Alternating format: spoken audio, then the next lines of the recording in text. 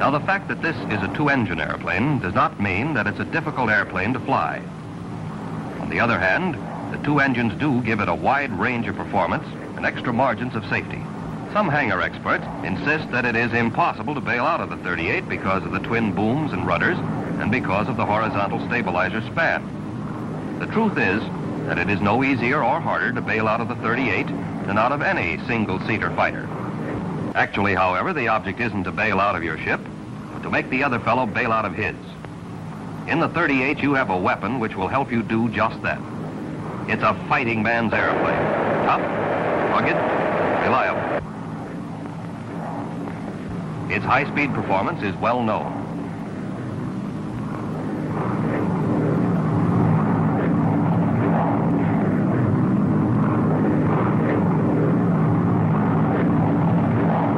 But its control at low speeds is equally spectacular from the point of view of performance.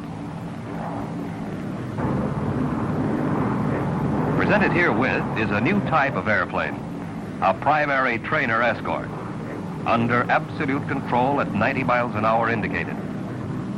Now, watch its acceleration.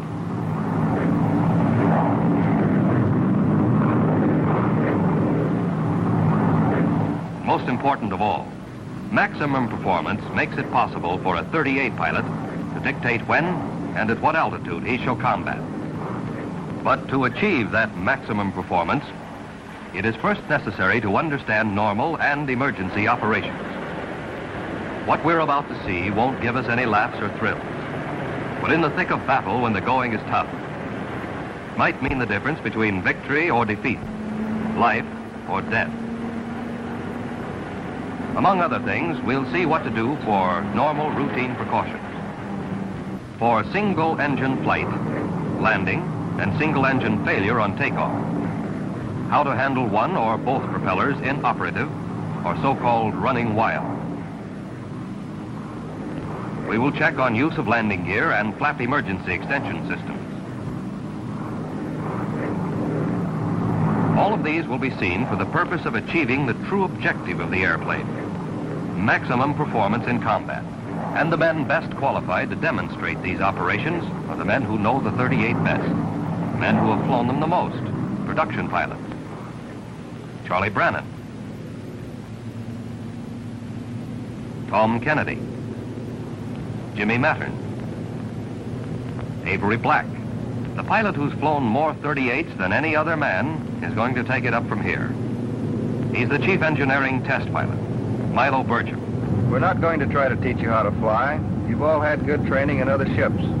We're simply going to show you how we handle a 38, hoping to increase your knowledge and skill, and in that way, add to the effectiveness of the ship and to your own safety. There are certain routine precautions which apply to every condition on every flight. So let's take a look at those right off the bat. Before takeoff, the hatch must always be securely latched.